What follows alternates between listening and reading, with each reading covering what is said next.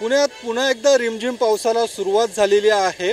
सकाळपासूनच शहरात ढगाळ वातावरण होतं आणि आपण पाहू शकतो पुण्यातल्या शिवाजीनगर, डेक्कन, स्वारगेट परिसरामध्ये अशा पद्धतीने रिमझिम पावसाला सुरुवात झालेली आहे। त्यामुळे अनेक ठिकाणी वाहतूक कोंडीचा फटका देखील आपल्याला पाहायला मिळतो आणि शहराला आज अलर्ट देखील हवामान खात्याकडून देण्यात आलेला आहे आणि त्यामुळे आपण पाहू शकतो शहरासह ग्रामीण भागात देखील मुसळधार असा पाऊस होताना पाहायला मिळतोय।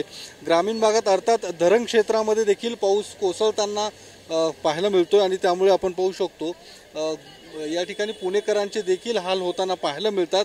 अनेक ठिकाणी वाहतूक कोंडीचं पाणी साचल्याचे देखील काही ठिकाणी घटना होताना पाहायला मिळतात। पाऊस आता काहीसा थांबलेला आहे, मात्र काही वेळापूर्वी जोरदार असा पाऊस पुणे शहरात होताना पाहायला मिळाला होता।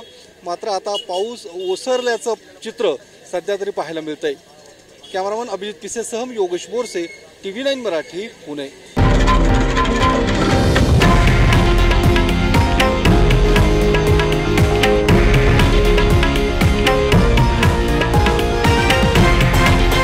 हे आहे देशातील नंबर 1 न्यूज नेटवर्क आणि आपण पाहत आहात TV9 मराठी, एकमेव।